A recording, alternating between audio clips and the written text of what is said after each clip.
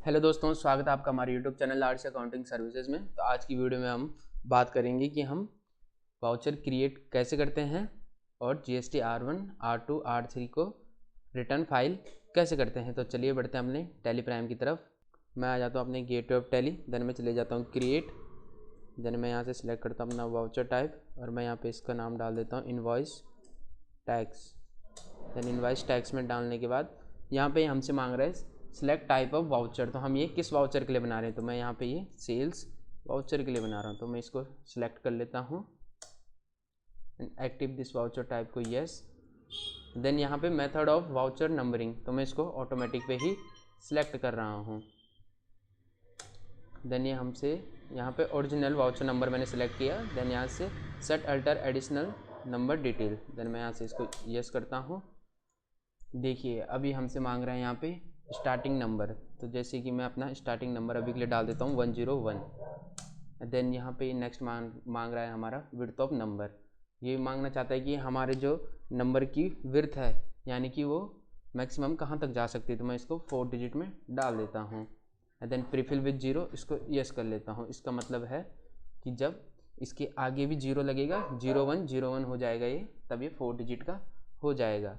Then यहाँ से applicable for मैं यहाँ पे 1 अप्रैल 2024 सेलेक्ट कर रहा हूँ। देन स्टार्टिंग नंबर में फिर से यहाँ पे 101 डाल देता हूँ। देन ईयरली मैं यहाँ से सिलेक्ट कर रहा हूँ। देन अगेन एंटर प्रेस करूँगा। डेट को हम सेम रहने देंगे और पर्टिकुलर में हम डालेंगे जैसे कि मैं जिसमें चाहता हूँ मेरे यहाँ पे ये इस फॉर्मेट में आए। तो मैं इसके लिए यहाँ से क्या सिलेक्ट करूँगा, देन मैं इसके लिए यहाँ से सिलेक्ट करूँगा अपनी पहले कंपनी का नाम, जैसे कि मैं अभी के लिए ABC कर लेता हूँ। देन यहाँ पे मैं इसको एंटर करके सिलेक्ट कर लेता हूँ। देन यहाँ पे हमसे ये सर्फिक्स डिटेल मांग रहा है, तो सर्फिक्स डिटेल में हम क्या डालेंगे, अपना ईयर डालेंगे। तो मैं अपना ईयर डाल देता हूँ, मैं अपना ईयर 24-25, और इससे पहले हमको ये लगाना ज़रूरी है। 24-25 डालने के बाद इसको एक्सेप्ट कर लूँगा। इसको एक्सेप्ट करने के बाद हम यहाँ से एंटर इनको हम नहीं छेड़ेंगे। यहाँ पे मांग रहे हैं प्रिंट वाउचर आफ्टर सेविंग। अगर आप वाउचर को जैसे आपकी उस वाउचर के अंदर कोई बिल बनाते हो, अगर आप उसको बिना प्रिंट की कमांड दिए प्रिंट करना चाहते हो तो आप यहाँ से इसको यस कर लेना। मैं अभी के लिए इसे नो कर रहा हूँ। देन यहाँ से अल्टर डिक्लेरेशन में अगर मैं इसे यस करता हूँ तो यहाँ पे जो भी हमारी कंपनी की टर्म्स एंड कंडीशन होती है वो हम यहाँ पे लिख सकते हैं। तो मैं अभी के लिए यहाँ पे कुछ नहीं लिख रहा हूँ, एंटर कर रहा हूँ। नेम ऑफ क्लास में यहाँ पे GST डाल देता हूँ। देन मैं यहाँ से इसे एंटर करूँगा। देन इन दोनों सेक्शन को हम अभी के लिए रहने देंगे, दोनों को मैं एंड ऑफ लिस्ट कर रहा हूँ। देन यहाँ पे लिस्ट ऑफ लेजर्स अकाउंट बता रहा है, तो हम ये सेल्स लेजर के लिए बना रहे हैं, तो मैं इसको यहाँ पे सेल्स पे सिलेक्ट करूँगा। देन एंटर से इसको यहाँ पे एक्सेप्ट कर लूँगा। देन मैं आता हूँ नेक्स्ट सेक्शन में, यहाँ पे हमसे ये लेजर का नाम मांग रहा है, तो मैं यहाँ पे मान लीजिए मैं यहाँ पे डालता हूँ अपना डिलीवरी चार्जेस, जिसका लेज़र मैंने ऑलरेडी क्रिएट कर रखा है। डिलीवरी चार्जेस हमारे इनडायरेक्ट एक्सपेंस में जाएगा। आप भी इसका लेज़र इसी तरीके से क्रिएट कर सकते हैं। देन डिलीवरी चार्जेस डालने के बाद मैं यहाँ पे डालता हूँ एज यूजर डिफाइंड वैल्यू, यानी कि मैं डिलीवरी चार्जेस अपने हाथ से खुद से डाल सकता हूँ, ये खुद से नहीं लेगा। देन मैं यहाँ पे डिलीवरी चार्जेस के बाद नेक्स्ट यहाँ पे डालता हूँ अपना डिस्काउंट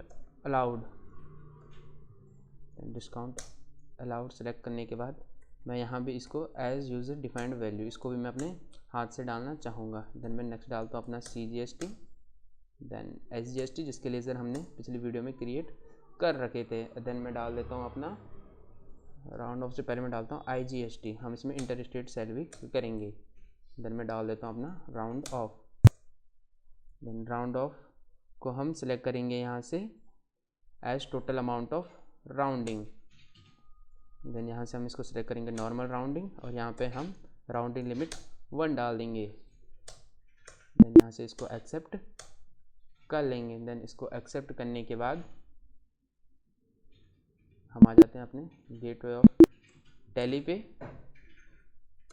देन अपने गेटवे ऑफ टैली पे जाने के बाद मैं जाता हूँ अपने वाउचर्स में, और देन हमने वो सेल्स वाउचर के अंदर क्रिएट किया था, तो मैं इसे सेल्स वाउचर और यहाँ पे इनवॉइस टैक्स को सिलेक्ट कर लूँगा।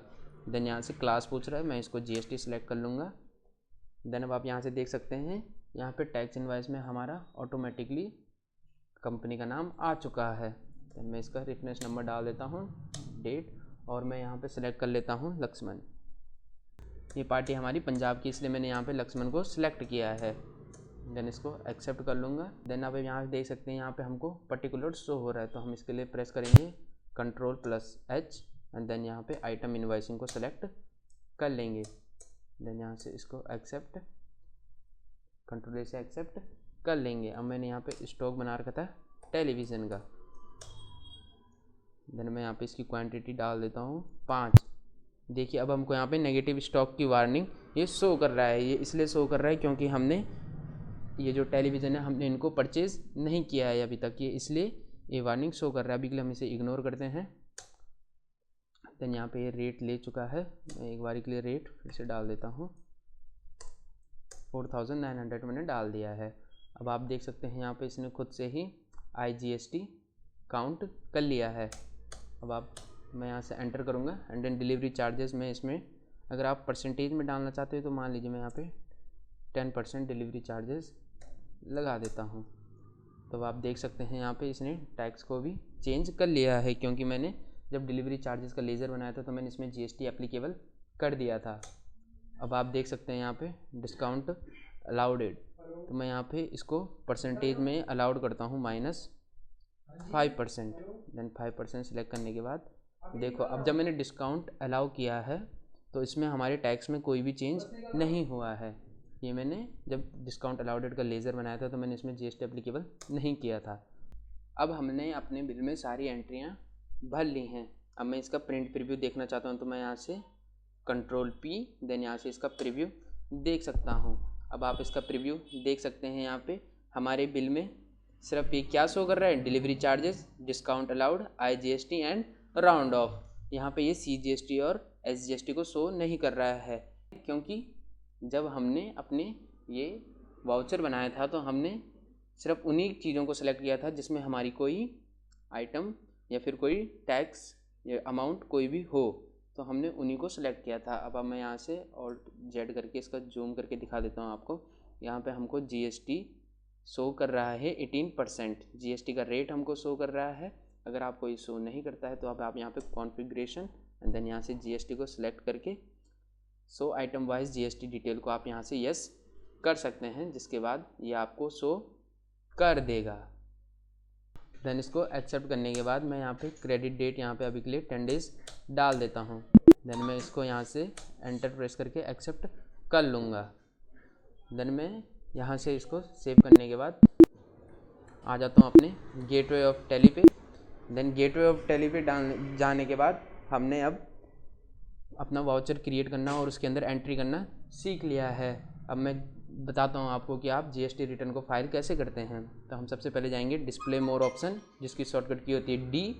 देन हम यहाँ से जाएंगे GST रिपोर्ट, जिसकी शॉर्टकट की होती है O।